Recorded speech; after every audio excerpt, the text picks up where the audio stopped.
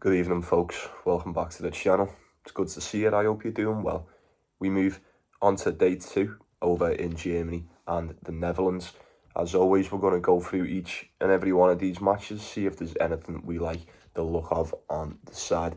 Be sure to get your best bets in as we go. Get yourself involved in the comments. If there's anything I'm going for personally, that will always be in the pinned comments also. Be sure to go and have a look at that. Before we get started, if you liked the video, get yourself subscribed to the channel. If you're not, I'd appreciate that if you did. We managed to get that 1.5k. Very, very grateful for that. Thank you very much. We continue to grow each and every day. Get yourself involved. If you're not already, we'd love to have you. Now that's out the way. First things first, how did we get on in day 1? I'll go first. I had Giovanni and Pesci Pericard to beat Roman Safuan. Could have done without that. It was anything but easy. He did manage to get it done just about in the end. Happy days. Get yourself involved. Did you win? Did you lose? Did you just come close? But now that's out the way.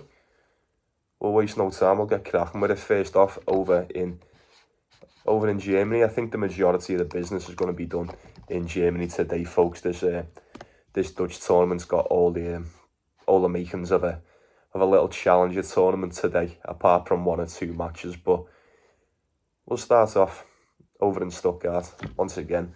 First off for us, Hanfmann, Martin Fuscovics.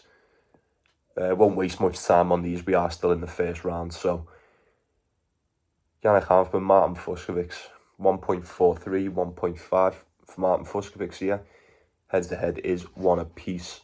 These haven't played each other for a couple years. 2022 was the last time out. That one going the way of Fuscovics, and then Hanfmann beat him on the grass in 2017. Quite some time ago indeed. Both have had to come through qualifying.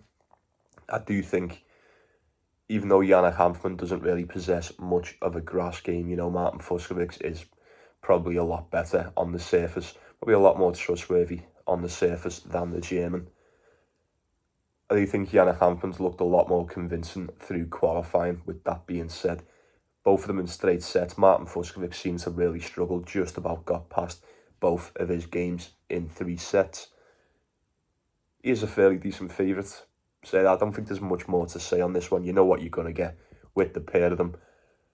I'm surprised Hanfmann's had to qualify for this, with it being in Germany as well. He could have slid him a little wild card or something, I suppose.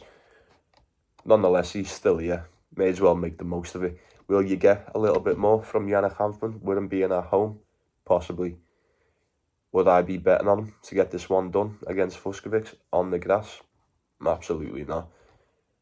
I would definitely lean with Martin Fuscovics to get that one done, but I would not be picking it with much conviction. So we will move on to Juma, Pierre Hughes Herbert. Good old lemon sherbet. Back once again, head to head is 2-1 to Juma. Not seen each other since 2018. Both previous meetings on the grass as well. 1 apiece on the grass to be precise. Getting the Frenchman around 1.6. I think there's a fairly decent reason for that. His game, I think it translates well to the grass. Well, probably better than what Juma's will. 2-game winning streak to start your grass campaign for lemon sherbet. Max Martinet, and then 2 in qualifying, dropping just the 1 set along the way. Last time out, we've seen Juma play Alcaraz over in the French Open. He did take a set, but with that being on the clay, you have to admit he's a lot more suited to that than what he is to the grass. Didn't even play on the grass last year. 2-3 the year before. You know, 3-3 for the Frenchman, 3-3, 6-3. Like I said yesterday, and we're probably going to say it for the rest of the month, you're dealing with very small sample sizes with previous records on the clay. There's not a lot to go off. I wouldn't be touching it as far as a bet. I would definitely lean towards the Frenchman in this one. 1.6, not a bad price. I'd say watch the game. Watch the game, you'll see what I mean. He doesn't look too bad on the grass. Well, from what I know, I'd say he's a little bit more trustworthy in this spot than his opponent, who is essentially made out of clay. So waste no more time on that one. And we'll crack on to El Shapo. That's a Rinderknech.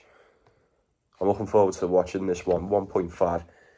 Call it 1.5 for El Shapo. Head-to-head is 2-1 for the Canadian, not playing each other for a few years now. 2022, last time out, Shapo got that done over in Wimbledon on the grass, and it was anything but easy. 3-2 went the distance. Couple tiebreakers, one for Rinderknech, but Shapo just too solid on the day. Head-to-head was one apiece from 2022 actually, and then it's kind of irrelevant now. I don't think that stands but for much in this one here. Shapo 1.5. Are you taking that? Are you taking that? Look, he can't play any worse than what he did on the clay. We kind of knew it was going to happen. We expected him to drop out of form come clay season, and that's exactly what he did. Probably did a little bit more than drop out of form, to be honest with you, but things are looking on the up. Now we're back on the grass. He's quite decent on the grass, El Shapo. I'll give him that. Decent enough. Rinderknech. It's a tough one to call, innit? I feel like if Rinderknech turns up, if he can stand behind that serve, I'm not saying he's going to win, but it will definitely trouble El Shapo. You know, we've seen a couple of big serves already from yesterday. They're very, very hard to deal with on this grass. They just skid off the grass. So I do imagine Rinderknech will have enough to be able to deal a little bit of trouble the way of El Shapo in this one. But ultimately, I do think El Shapo is just a far better tennis player overall than this guy. Although El Shapo has been bang out of form for the clay. Would they be taking him first game back over on the grass? Maybe not. 1.5 is very, very tempting. Rinderknech, 7 wins, 18 losses on the season. 14 and 11 for Shapo, as we know. Done the majority. Well, done all the damage at the start of the season over on the hard court. I'm hopeful, very hopeful for Denis Shapovalov in this one. I would love to see him get it done. I feel like he should. 1.5. It's not the best price. It's a solid parlay piece. I will give you that. You would only need one more, and you've got yourself a nice little even money double, maybe even plus money. But I don't fancy betting 1.44 to 1.5 to find out if he's going to turn up or not. I don't know. I may go for a parlay. I might stick El Shapo on it. I'm not too sure. I'm not 100% certain. I would definitely lean with Denis Shapovalov on that one. 1.5. It's very tempting. It's very tempting. I'm going to leave it there because I'll sit there rolling around in circles on that one all night. I do think Shapo should be getting it done, don't you? We'll crack on with Justin Engel, James Duckworth, rather. I'd love to just have a little sprinkle on Justin Engel on the points. I don't know what they are, just for the sake of it. He is a big dog in this. He's only a young lad. He's only young. I imagine he's been gifted a wild card coming into this, right? Yeah, I think so. James Duckworth came through qualifying, dropped just the one set. That was to Basilisvili. He looks good. He looks good on the clay. This just might be a classic spot of, you know, you're backing the experience over the unknown with the youngster. We did see Justin Engel put in a decent game against Jan-Lennart Struff over in Hamburg, but apart from today, I feel like Struff's been playing absolute trash all season, so how much weight that holds, I'm not too sure. You'd probably be okay going with the Australian in this one. Like I said, his game tends to translate to the grass really, really well. He should be able to edge this one out just on experience alone. So we shall crack on to 1 moment. We'll move on to Quinton Halys and Lorenzo Sonego. It should be a good one. Should be a decent match indeed. Fine margins. I imagine it'll be the finest of margins with this one. Head to head is 1-0 to the Italian. That was the last time in Munich 2023 over on the clay. Is 6-3, tiebreaker 7-5. I expect more of the same in this one. I really do. Lorenzo Sonego is he's been struggling ever since we came off the hard court. Only just the one win on the clay, is that? Yeah, that's right. That ain't too good, is it? 1-5 on the clay, 4-6 on the clay for Quinton Halys. I think Quinton Halys is a decent player when it comes to the grass. I really do. 5-1 last year, 3-1 the year before, 6-5 before that. It's quite good. That's quite good. You have to admit that. 3-3 for Sonego last year, 2-4, 5-4. That's not bad. Not bad. Halys is much more accomplished on the surface, I'll give him that. He's strong, man. He's got a big serve. Like, Sonego's got a decent one as well, but I feel like Halys just seems to have a little bit more power. A little bit more power in the tank than Sonego on the day. I don't know. I don't think there's much more to say on this one. I'd probably look at the total, if anything. I think it could be tight. You know, you've got Sonego winning 2 in his last 10. Quentin Halys not much better, winning 4 of his last 10, but even still better than 2 and 10, right? Kekmanovic, the win over Mahatch, that was a retirement. Xiaomi Munar, Zapata Morales. You know, to Sonego, you've got 1 to Navone back in March in Miami on the hard court, and then 1 to Kekmanovic in Madrid. Apart from that, he's been beat by Shelton, Barachaga, Di Minor, Martinez, Capriva, Taylor Fritz, David Goff, and Tsitsipas. Yeah, it's not looking good at all for Lorenzo Sonego. He could most definitely do with a win. I'd say Halys is a beatable opponent for him, 100%. But I wouldn't be picking him to win this one. While the odds are so close, basically split down the middle, more or less, probably a slight lean to Halys on the number. I'd definitely go with the Frenchman in this, providing he's fit and he's fresh to go. I think he could turn up and he could put Sonego to work on the grass. I really do. But we'll assess the situation come tomorrow and we'll see how that one's looking when all's said and done. We'll crack on to Lerner Tien and Nishioka.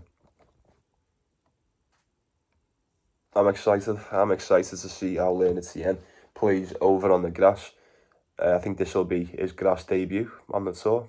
Anyone ever followed him round to the park and watch him play on the grass before? Any information for me? No, didn't think so. We know what he's like on the hard court. Done the majority of his business. Started the season 3-7 on the clay. Not too great. What are my expectations for Lerner Tien coming on the grass? I haven't got many. No offence, but I haven't got many. I don't know how he's going to turn up. He could look great, he could look shit. Nishioka, been around the block a few more times than this kid, safe to say. Went 0-1 this year on the grass. Say 0-1, he played in the Birmingham Challenger. Got beat by Mannarino. You have to pull out of that one, which seems to be the reoccurring theme with these Nishioka games. 3 of the last 4 tournaments. 1, 2, 3, actually no, 4 of the last 5 tournaments. He's had to retire due to injury. That is very, very concerning. Very concerning. Delray Beach pulled out. Gaston pulled out in Miami. Pulled out against Gaston in Miami. Beat by Dusan Lazovic in Rome. Pulled out against Popper in the French Open. And then he had to pull out against Adrian Mannarino on the Challenger Tour. What the fuck's going on? Can you not play? Are you not in shape? Are you injured? Like, why are you turning up and you can't play? It's a shame. It's a shame, but I mean, for your last 5 tournaments you're pulling out, doesn't look good. Does not look good at all. Maybe that's why you're a 2.7, 2.8 underdog against a kid who's never played a game on grass in his life. I don't know. Lerner Tien is on a 3-game losing streak. 1 to Zverev, 1 to Mahatch, 1 to Nishikori. I'm not that bothered about them. I don't really care about them losses at all. I don't. In the current state, you'd probably fancy Lerner Tien to get this one done against a rather concerning, well, regarding the fitness anyway, a couple of question marks around the fitness of Nishioka. You'd fancy Lerner Tien to be able to edge this one out. But I wouldn't be too sure. Like I say, I don't know who's going to turn up or what he's going to look like. He may look like prime Federer tomorrow and just glide across this surface, the freshly cut grass, or he might look so fucking terrible. We'll cross that bridge when we come to it. I'd definitely lean with Lerner Tien on that one, if I had to pick it. Then we've got 2 more over in Stuttgart, and then we will fly through Den Bosch really quick. We've got Fabio Fognini, Corentin Moutet. I can't believe these words are leaving my mouth, but I think this is just the easiest win for Corentin Moutet. I really do. 1.3, massive favourite. I don't like it. You know what I always say, I never ever bother with these Moutet matches. You just don't know how he's going to turn up. I'm pretty damn sure, I'm not going to say it, but I'm pretty damn sure that he shouldn't be losing this one. No way. You can't be getting beat by Fabio Fognini. And before people come for me, mainly the Italians in the comments, and go, oh, but Fabio Fognini's won this tournament before. That was 12 fucking years ago, man. 12 years ago. He got to the semi-finals here in 2014. He hasn't been here since. So, I don't know. 2013. Anyone holding on to that? Anyone living in the past? Any Mick Hucknalls holding back the years? I don't know. I just don't think that means anything. I really don't. He hasn't won a match. He hasn't won a main draw match all year. Doesn't matter where you've been. Not a single one.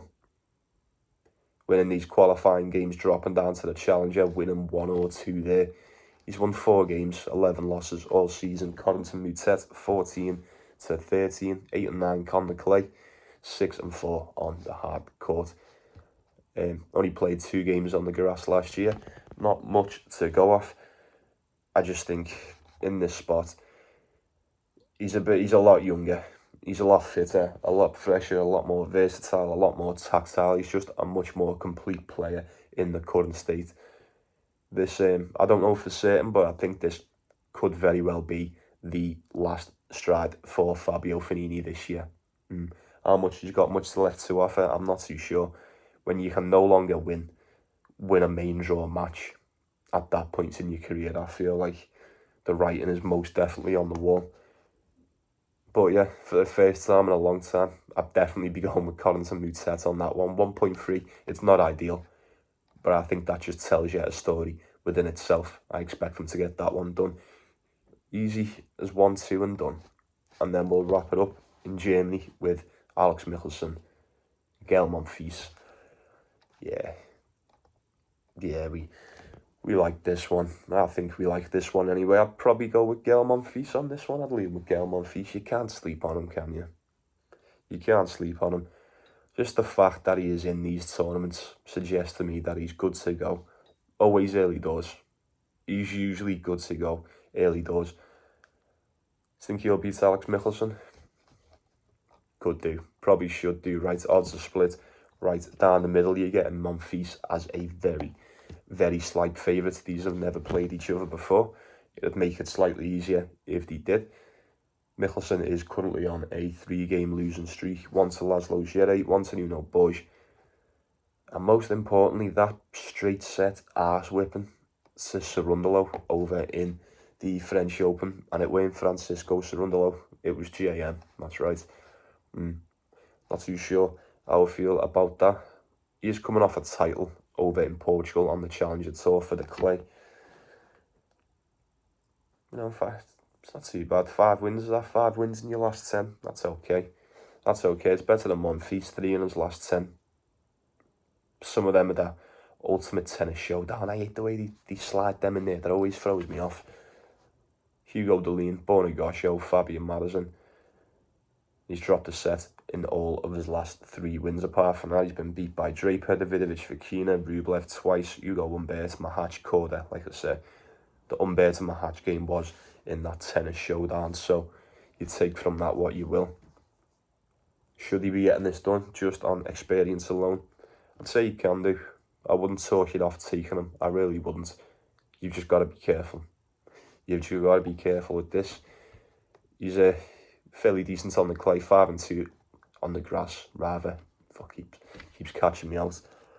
5-2 on the grass last year for Monfils, 7-6 for Alex Michelsen, 8-4 the year before. Fancies himself quite the grass player too, obviously. Just approach it with a bit of caution, maybe lean towards the over. I do think Monfils should be a little bit more seasoned in this spot, should have a little bit too much pepper for him, but we'll wait and see. wait and see. Michelsen's no joke. He's really come along over the past season or two. I imagine since he's here, he's going to give it a very good go against Monfils. You know, he is there to be beat. But if you give him half a chance, he will wipe the floor with you. So maybe look at the total games played. While it's split down the middle, maybe take either one for a set. Monfils for a set as a parlay piece seems sweet as a nut, if you'd ask me. And that's going to do us for Germany, and we will speed run through the Netherlands. Like I said at the start, this I don't know who else is seeded for the second round and whatnot, but apart from Herbert, I think Hubie saves this from being a challenger tournament. I really do. If you look at some of the names we've got here, not a lot of meat on the bone whatsoever. I don't think there's any bone. These are like vegan boneless wings, this one. But we'll start off with McDonald, Bellucci.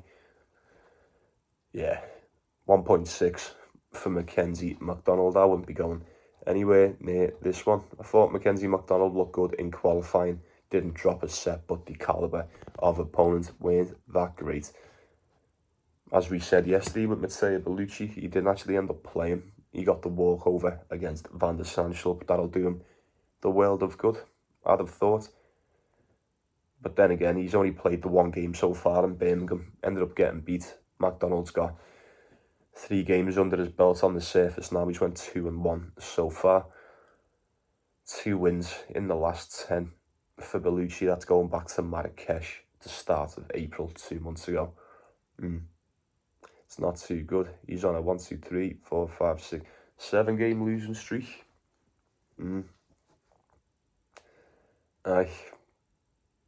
If you look at some of the people he's been beat by, Ramos Vinulis, Demir Juma, Bona Koric, Pedro Martinez. I think McDonald stands a decent chance at getting this one done against them. It seems like, all you need to do is be winning games. Not even that. You just need to play some tennis to beat this kid.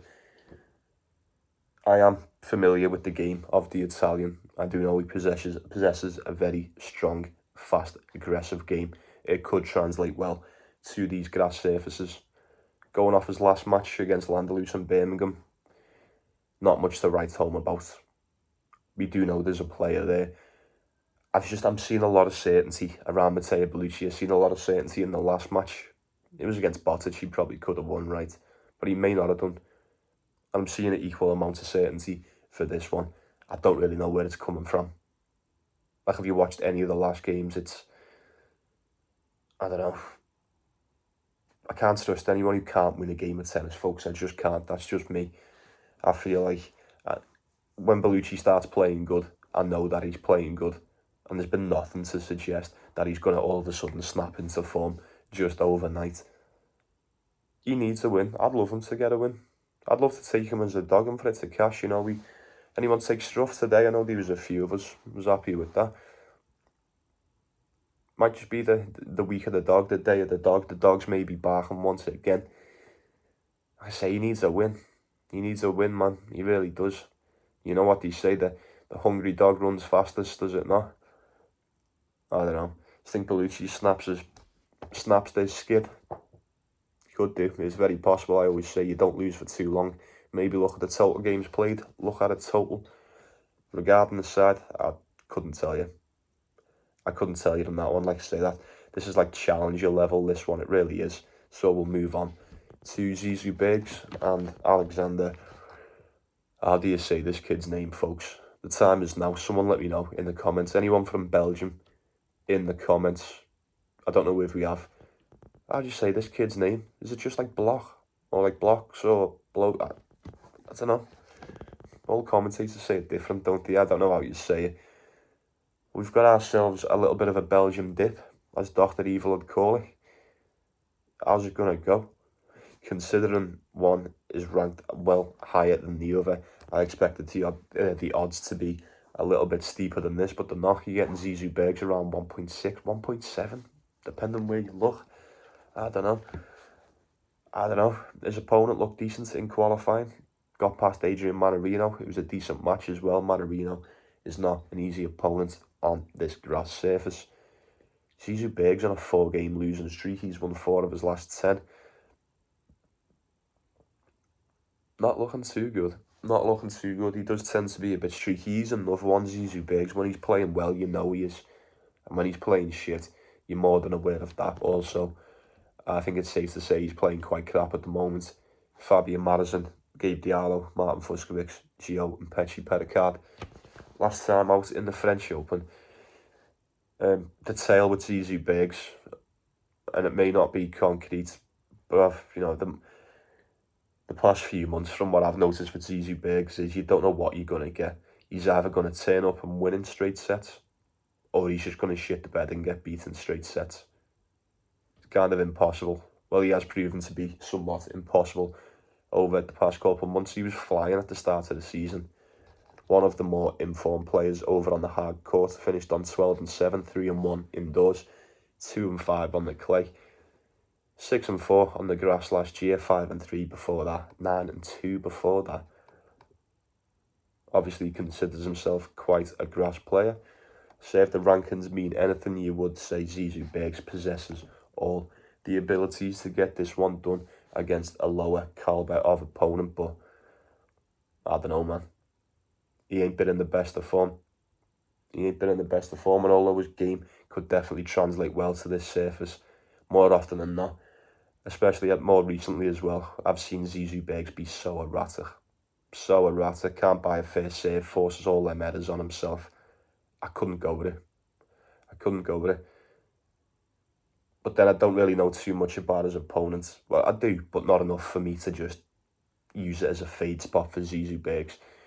This young kid looks like that American lad that I always see on reels on Instagram doing them fucking stupid dances in the States. I can't remember his name, but you'll know what I'm on about. Probably lean with Zizou Bergs. No conviction whatsoever, just because he probably should be getting it done, but it doesn't mean that he does. And we'll crack on with let's just get through these, and like these are very anticlimactic after that first lot of matches we go through. I feel like this entire week's very anticlimactic after that French Open we've just had, especially the final, but got to go through them, haven't we not? Opelka, Jesper de Jong. Opelka didn't even make it through qualifying, comes into this one as a lucky loser. I'm out. I'm just out. He's 1.6 as a favourite, and he didn't make it through qualifying. He comes in as a lucky loser. I'm out. I'm just out. Jesper de Jong will turn up and beat your favourite player in straight sets, and then he'll just get fucking smoked the next day. It's hard. He's not at that level yet where we know for certain. We do certainly know there's a player there. Opelka, he's so beatable, man. He's so beatable. This guy moves like a fucking claymation figure. He does. If you can just stand there and put a ball in play against this guy, you stand a very good chance.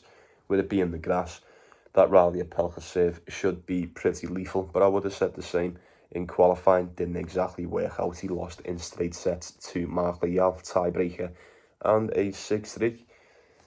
Anyone take the total on that? I'm sure I've seen a couple totals on that one in the comments. What was that? Tiebreak 6-3. Finished just under. Was that 22 games? I don't know. Who gives a shit anyway? I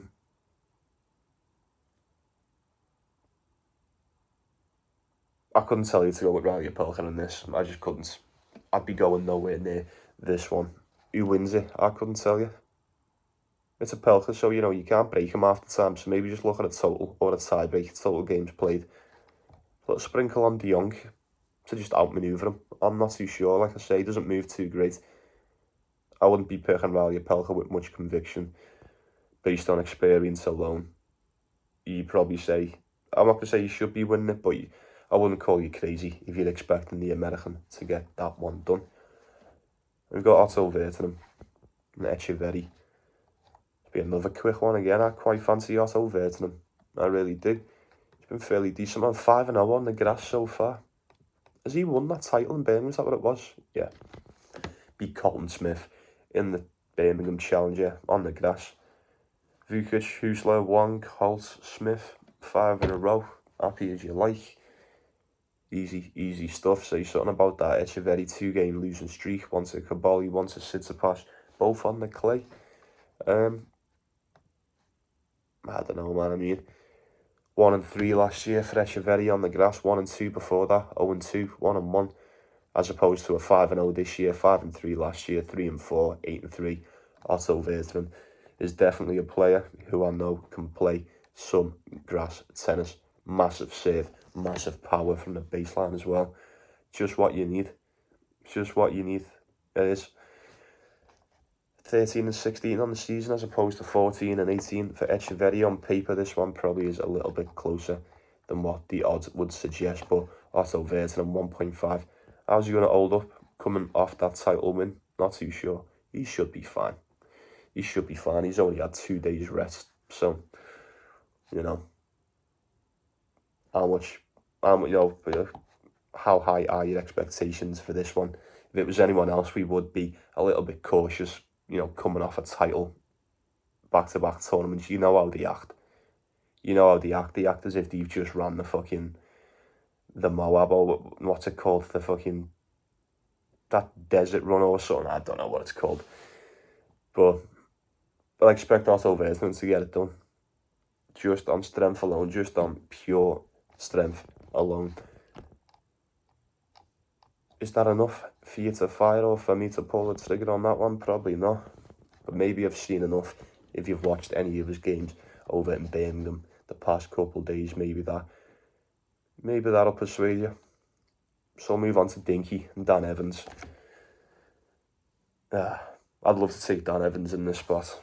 I would. 2.4 for Dan Evans. Bit of saving grace for him that we're on the grass. Barely got through qualifying. 3 sets, the pair of them.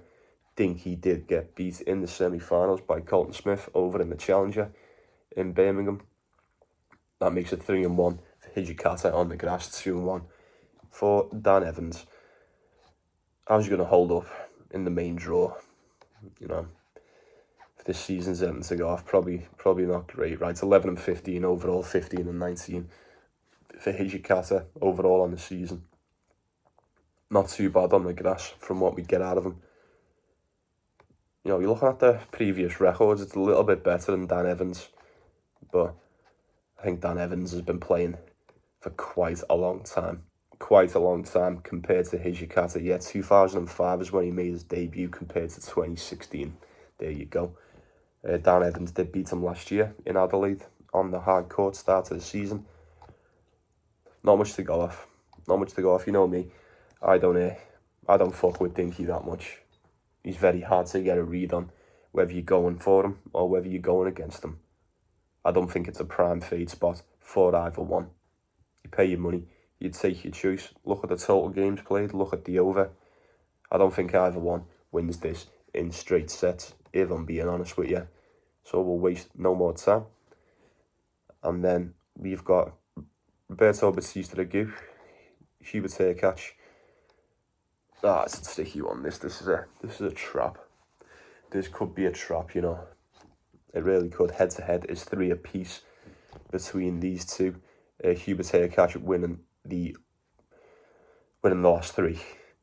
So maybe it's not a trap. Maybe I'm just a little bit concerned. Maybe I'm just overthinking this one. He's won the last 2 in straight sets. Last time out in Monte Carlo on the clay. Close game, 7-5 and a tiebreaker. I am aware that Bautista-Agut is decent on the grass. I am more than aware of this. I think Hubie's fairly good on the grass too. We know what he's about. His game tends to translate well more often than not. But I was going to roll up today. Both of them are playing the first game over on the grass, transition day for the pair of them. I'd always back Hubie in this spot. I would. 2025 in the current day. You've got to go with Hubie on this one. You just have. I always say about Bautista-Agut, we've said it all season, although, you know, you bet against this guy more often than not, it will come in. But he's not done just yet. He's still got that crafty veteran status, and he's not done just yet. He will win games. He will pull off upsets from time to time. We've seen it happen. Is he going to get it done against Hubert catch? I don't know. Is he going to be able to deal with that serve? I wouldn't have thought so. You know, I just wouldn't have thought so. Whether you're going to just wait for Hubie to break himself or make errors, force errors out of him, I'm not too sure. But just going off what I know, I'd say you were going to struggle returning that serve for Hubert to catch, providing it's on point. He's no spring chicken anymore, Batista Agut. Alright, Hubert to catch ain't exactly the most mobile opponent, the opposite side of the court, but even still, he possesses enough to apply a rather bullying game on Batista Agut today. Whether he's going to do that or not, I'm not too sure. However, he wants to go about his business is entirely up to him. 7-14 on the season for the Spaniard, 14-11 for Hubie. Seems to have picked it up a little bit. Going off what I've seen over in Geneva, it's fantastic. That final against Djokovic. You put in a game like that against Djokovic, get yourself to the final. You should be beating Batista Agut in the first round of the 250. That's just my opinion. There may be some brave folk out there that are just sprinkling on Batista Agut for the sake of it. I don't know. Is there a world we have to play devil's advocate? There is a world where Batista Agut pulls off the upset in this one. And we all bet Hubie, the entire world's on Hubie. Batista Agut wins. We all feel fucking sick. And then we don't touch Hubie until the US Open or something. I don't think that's going to happen. I don't think that'll be the case. I think Hubie gets this one done. I wouldn't say with relative ease, but I am expecting him to come out victorious nonetheless. So we shall wrap this shit up with these last two. We've got Laslo Djere and Marc Lajal. Yeah, Marc Lajal as a slight favourite in this one. A slight favourite. Laslo Djere does not play on the grass. Didn't win a single game last year. Only played 2 of them. So, I say not a single game. Playing 2, losing 2. It makes it sound a lot worse than what it is, but it ain't that bad. 0-2, 4-4, 1-3, 1-2, 1-3, 0-1, 0-1. Yeah, this guy don't play no grass. He's all about the clay. 3-1 for Marc Lajal this year, 5-3 the year before. Could this be his breakout season? Could this be prime time for Marc Lajal? He's a slight favourite. I was surprised when I seen that. But maybe that's just testament to the non-existent grass game of Laslo Djere. I don't know, man. It's too tough to call. I've watched Marc Lajal a couple of times. I remember watching him against Carlos Alcaraz sometime, was it last year or the year before? He's not a bad player. Definitely a good player. He's just waiting to burst on. Is this going to be the match where you make your statements on the tour? Possibly. Laslo Djere is most definitely there for the taking on the grass, but it's just up to you to do it. Look at a total look for Marc Lajal for just the one set while the odds are that good. And then speed run time, Adrian Mannarino, Christopher O'Connell. You can't sleep on Mannarino on the grass, man. Even at this point in his career, man, he shouldn't be winning. It's 10 wins, just 10 wins, 23 losses all year. There you go. That's really bad. That's not that good. Just turning up and getting molested every week. Christopher O'Connell, a little bit better, 13 wins, 15. Still not a positive record, but it's shit. And I mean shit all over a 10-win, 23-loss record. Mannarino, 3-2 on the grass so far this season, 0-1 for Christopher O'Connell. It went a season or two ago. Mannarino was putting in 12-4 seasons on the grass. He is a fucking nightmare to go up against on this surface. The balls don't bounce. If you know, you know. His balls don't bounce. He has one of the flattest shots you're going to see. Just being able to get a forehand on one of these is an achievement within itself. Christopher O'Connell is in. You can say what you want about the form all year of Mannarino. Christopher O'Connell is currently on a 5-game losing streak. He's won 2 of his last 10. Yeah, it's not good. It's not looking good. Maybe we could chalk that off to him playing on the clay, and then not an easy transition to the grass. Got beat in the first round in Birmingham by Moreno de Albaran. I don't know. I won't be betting on Mannarino in 2025. I like to think I'm past that. I have a lot of respect for this guy. I've loved watching him over the years, but he blows hot and cold. He blows so hot and then so cold. You don't know who's going to turn up. I know what could happen, providing the right version of him turns up. but you're just rolling the dice on whether you're going to get that or not. So I'm out. I'm just out. Could be a long one. I do think O'Connell will definitely struggle against the game of Mannarino. He's no joke. And he's one of them, if you let him, man, you give him half a chance, he'll definitely take it. And punishment shall be served. But I won't be touching that one. He didn't even make it through qualifying. So why should you take him in the main tour, right? I know it doesn't always work out like that, but yeah, there's enough going on in this one for me to stay off it. So I wish you best of luck, as always.